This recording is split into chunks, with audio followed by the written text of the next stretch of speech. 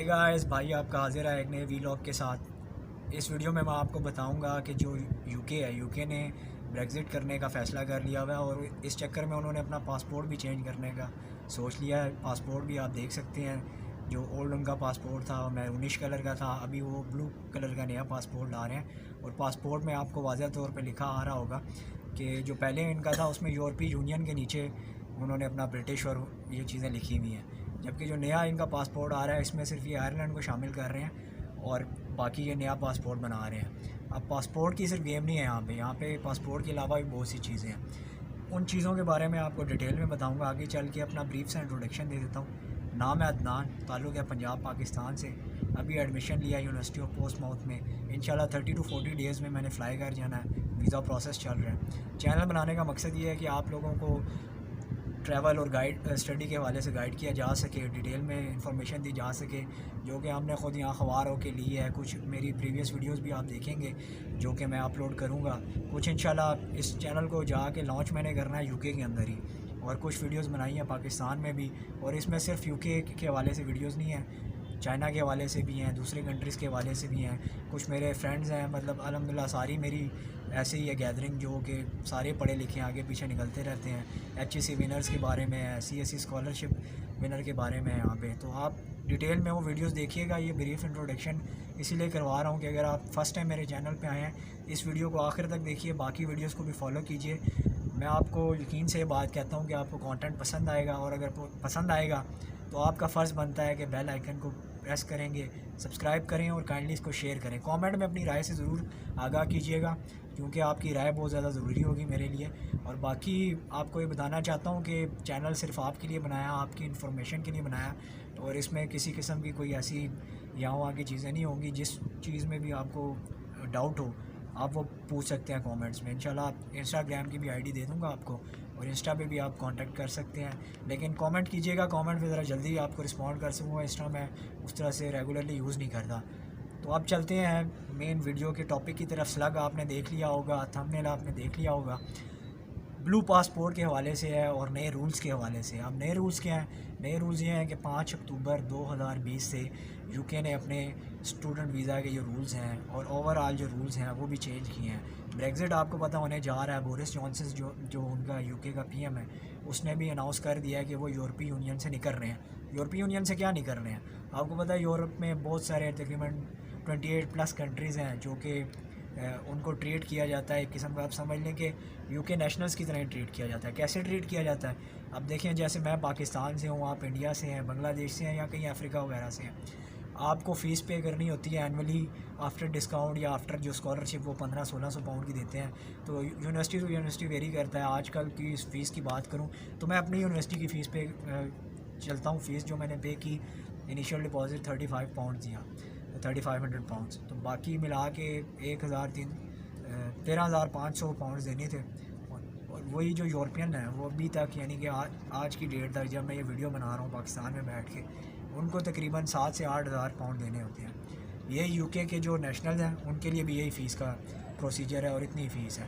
बाकी उसके अलावा भी पर्क्स मिलते हैं उनको वहाँ पे, जो भी यूरोपियन है किसी भी कंट्री से है, वो यूके के अलावा भी मैं बात कर रहा हूँ। तो वो सब वो ख़त्म करने जा रहे हैं। वो क्यों ख़त्म करने जा रहे हैं? उनको, यूके वालों को लॉस हो रहा था फाइनेंशियली भी, और वैसे भी उनकी तरफ जो है कि पॉपुलेशन बहुत बढ़ी थी। आपको पता है पुर्तगाल हो गया, स्पेन हो गया, ठीक है, स्पेन तो फिर कोई अच्छा कंट्रीज़ में आ जाता है, पुर्तगाल, माल्टा, इस तरह के जो कंट्रीज़ हैं, वहाँ के जब यूरोपियन आ रहे थे यूके में, अपना स्टे करते थे, वहाँ जॉब करते थे, तो वो उन लोगों को, यूके वाले जो लोग थे, जो यूके के नेशनल थे, जो बाय बर्थ यूके में रह रहे थे, पढ़े लिखे वहाँ पे, उनके लिए जॉब अपॉर्चुनिटीज़, बिज़नेस अपॉर्चुनिटीज़ बहुत ज़्यादा कम हो रही थी। और अगर कम हो भी रही थी तो यूके ने ये नहीं कहा कि वो ना आएँ, बल्कि अब तो यूके ने, आप सबको पता ही है, मैंने भी वीडियोस बनाई हैं, इधर उधर से आपने सुना होगा, 2 साल का पोस्ट स्टडी वर्क परमिट दे दिया हुआ है। पोस्ट स्टडी वर्क परमिट उन्होंने इसीलिए दिया है कि उन्होंने साथ ये एक किस्म का कैश दे दिया उन्हें कि आप अभी भी जॉब तो कर सकते हो। बट अब वो यूके उनसे क्या फ़ायदा लेगा? यूके उनसे ये फ़ायदा लेगा कि उनको फ़ी जो पे करनी होगी वो किसी भी एशियन या अफ्रीकन स्टूडेंट की तरह ही पे करनी होगी, यानी फुल फ़ी उन्हें पे करनी होगी। उसके अलावा अदर बेनिफिट्स उनके लिए ख़त्म है। अदर बेनिफिट्स में क्या है? आइल्स उन्हें अब करना पड़ेगा या इंग्लिश प्रोफिशिएंसी उनको देना पड़ेगा। अब जैसे मैं हूँ, मैंने इंग्लिश प्रोफिशिएंसी लेटर पे अप्लाई किया था, और मैं इंग्लिश प्रोफिशिएंसी लेटर पे वहाँ अभी पहुँच रहा हूँ तकरीबन, मतलब कि मेरे ऑफ़र लेटर में और कैश लेटर में क्लियर आया, उन्होंने यही कहा है कि आपकी कंडीशंस मीट हो गई हैं, अब आप अपना वीज़ा का प्रोसेस स्टार्ट कर दें। तो मैंने वीज़ा का प्रोसेस स्टार्ट कर दिया। उस सारे प्रोसेस पे भी एक वीडियो बनाऊंगा, लेकिन ये आपको बताना बहुत ज़रूरी था, क्योंकि यहाँ पे अब जो मेन चीज़ है 5 अक्टूबर 2020 से हुई है, वो ये हुई है टियर 4 जो स्टूडेंट वीज़ा होता है या स्टडी वीज़ा होता है, इसके 5 अक्टूबर से पहले तक के जो पॉइंट हैं वो 40 पॉइंट्स होते हैं, इसे टियर 4 कहते हैं। अब ये टियर 4 से इसको हटा के इसको पॉइंट बेस सिस्टम कर दिया। जैसे इमिग्रेशन के लिए पॉइंट बेस सिस्टम होता है, यूके ने सेम इसको यही नाम दे दिया हुआ है, और डॉक्यूमेंट्स भी मेरे पास पड़े हुए हैं, वो भी मैं लिंक में दे दूँगा। एक यूनिवर्सिटी के डॉक्यूमेंट्स हैं, बाकी होम ऑफिस से आप इसको दोबारा से चेक कर सकते हैं। और जब तक ये वीडियो अपलोड होगी, क्योंकि यूके मैंने जाके इंशाल्लाह करनी है, उससे पहले तो स्टार्ट नहीं करनी, तो आप लोगों को और सिचुएशन डॉक्यूमेंटेशन के हवाले से वाजिया हो जाएगी। लेकिन जिन लोगों को डॉक्यूमेंट्स के चक्कर में नहीं पड़ते, मेरी तरह दूसरे यूट्यूबर्स को देखते हैं, फिर उसके बाद एजेंट से पता करते हैं, रिसर्च नहीं करते उस तरह से, उनके लिए ये ऑथेंटिक किस्म की इन्फॉर्मेशन मैं दे रहा हूँ। और ये मतलब कि आप कहीं से भी उसको कंफर्म कर लीजिएगा। तो इसका जो फ़ायदा है, जो बेसिक फ़ायदा है, वो हम एशियंस को या अफ्रीकन्स को है, या जो कह लें कि नॉन यूरोपियन है, वो नॉन यूरोपियंस को ये फ़ायदा होगा कि अब हमें भी वैसे ही ट्रीट किया जाएगा जैसे कि जो यूरोप के लोग हैं उनको किया जाता है। यूके नेशनल सिर्फ यूके नेशनल ही होगा। जब हमें ऐसा ट्रीट किया जाएगा तो आप लोग ये सोचेंगे कि हमें उसमें क्या फ़ायदा है, अगर उनको हमारे लेवल पे या हमको उनके लेवल पे ट्रीट किया जाएगा। फ़ायदा ये होगा गाइस कि ज़्यादातर उनका रुझान अब यूएस की तरफ होगा, कनाडा की तरफ भी होगा, ऑस्ट्रेलिया की तरफ भी होगा, क्योंकि देखिए स्ट्रगल वाली बात है ना। और इसी तरह एशियंस जो हमारे थे या अफ्रीकन वगैरह थे, इन्होंने यूके का रुख करना छोड़ दिया था। यूके ने इसी चीज़ को देखते हुए पोस्ट वर्क परमिट निकाल लिया। तो अब पोस्ट वर्क परमिट उन्होंने तो निकाल लिया, तो अब मेरे जैसे बंदे, अभी सिर्फ मैं आपको फ़िगर दे रहा हूँ इस अक्टूबर और सितंबर इनटेक के इंडिया के जो फ़िगर दे रहा हूँ, जो मैंने पढ़ा कहीं आर्टिकल में, वो 45 के स्टूडेंट अभी जा रहे हैं और जा चुके हैं, या जिनका प्रोसेस मेरी तरह चल रहा है, जो वेट कर रहे हैं। और मेरे अपने सर्कल से काफ़ी सारे लड़के जिन्होंने ऑस्ट्रेलिया का प्लान किया था या कनाडा का प्लान किया था, उन्होंने मेरे समेत यूके अप्लाई किया है। कुछ का प्रोसेस आ गया, कुछ का अभी फ़ाइनल डिसीजन आ गया, कुछ का डिसीजन आना बाकी है। तो गाइज़ ये अभी रीसेंट अपडेट थी, और मैं आपको यही कहूँगा कि यूके के लिए ये आइडियल टाइम है अप्लाई करने के लिए। आप जैन इनटेक के लिए अप्लाई कर सकते हैं। उसके लिए आपको जो पॉइंट स्कोर करने होंगे वो मैं आपको बताता हूँ। आपको तकरीबन 70 पॉइंट्स का आपका होगा। अभी 40 पॉइंट्स होते हैं आपके, जो टियर 4 स्टडी वीज़ा होता है।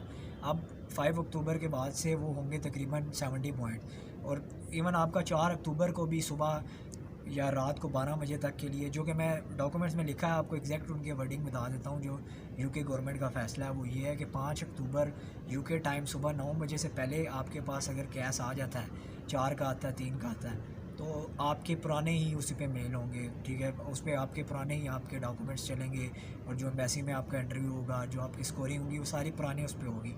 जो 5 अक्टूबर 9 बजे के बाद आता है यूके टाइम के मुताबिक, वो फिर इमिग्रेशन पॉइंट सिस्टम जिस तरह का है उसी तरह से पॉइंट सिस्टम के मुताबिक जाएगा। अभी मेरे समेत जिन लोगों का 4 अक्टूबर 2020 से पहले का कैश आ गया हुआ है, जिन्होंने अप्लाई कर दिया हुआ है डेट के लिए और बायोमेट्रिक के लिए, उनका टियर 4 वीज़ा है, ठीक है। इस चीज़ को समझिएगा, टियर 4 है। टियर 4 में होते हैं 40 पॉइंट्स। 40 पॉइंट्स किस चीज़ के होते हैं आपके 40 पॉइंट्स में होते हैं कुछ कैश के ज़्यादा पॉइंट्स होते हैं आपके, और बाकी होते हैं आपके स्टेटमेंट के और इंग्लिश लैंग्वेज के, ठीक है। इंग्लिश लैंग्वेज में प्रोफिशिएंसी लेटर भी चल जाता है, आइल्स भी चल जाता है, वो यूनिवर्सिटी टू यूनिवर्सिटी वेरी करता है। इसी तरह आप जो 5 अक्टूबर से ये पॉइंट्स होंगे, ये हो जाएंगे 70 में से 50 होंगे आपके कैश के, और 10 होंगे आपकी लैंग्वेज के, इंग्लिश लैंग्वेज के। बाकी जो 10 होंगे वो तो बैंक स्टेटमेंट के हवाले से होंगे। तो ये 70 पॉइंट है। अब ये 70 पॉइंट आपको मिनिमम स्कोर करने ही करने हैं, यानी कैश आपके पास एक होना चाहिए, आपकी तमाम कंडीशन मीट होनी चाहिए जो यूनिवर्सिटी ने कही हुई होती है आपको ऑफ़र लेटर में। वो यूनिवर्सिटी जब आपको इशू कर देती है तो आप ये समझिए कि आपका 70% वीज़ा कन्फर्म है। फिर बाकी जो 30% रह जाता है वो आपका इंटरव्यू पे आ जाती है गेम। और जो बाकी जो आपके 20 पॉइंट हैं 70 में से, वो 10 पॉइंट होते हैं आपकी इंग्लिश लैंग्वेज के। अगर तो आपका प्रोफिशिएंसी चल जाता है तो 10 पॉइंट आपको वो मिल गए। अगर तो आपकी स्टेटमेंट अच्छी है, मीट कर रही है, जैसे मैंने शो करनी थी 45 लाख पाकिस्तानी, तो वो 10 पॉइंट आपको मिल गए। तो यानी टोटल हो गए 70 पॉइंट्स। तो ये अब सारा केस बन गया हुआ है। और ब्रेक्ज़िट के बाद ये वीडियो आपको बताना इसलिए ज़रूरी थी क्योंकि लोग तो ये समझते हैं कि यार हमारे जो एशियंस हैं, मैं भी यही समझता था कि यूरोपियंस आ जाते हैं उनकी, क्योंकि इंग्लिश भी अच्छी होती है, ट्रीटमेंट भी ऐसे ही किया जाता है ऑलमोस्ट जैसे कि वो यूके के हैं। तो वो उनको फिर जॉब्स में, अच्छी जॉब्स में प्रायोरिटी मिल जाती है। लेकिन गाइस अब ऐसा होने नहीं वाला, जो रिसेंट जो अपडेट है इसके मुताबिक अब इसमें यही होगा कि आप लोग उसी तरह ट्रीट होंगे जिस तरह से यूरोपियन ट्रीट होते हैं। तो गाइस ये थी आज की वीडियो, ये थी आज की इन्फॉर्मेशन। अगर आपको वीडियो पसंद आई तो काइंडली फिर इसको सब्सक्राइब कीजिए, बेल आइकन प्रेस कीजिए और कमेंट में अपनी कीमती राय से ज़रूर आगाह कीजिए। भाई आपका दोबारा हाजिर होगा आपकी खिदमत में एक नए वीलॉग के साथ। तब तक के लिए अल्लाह ने के बाद।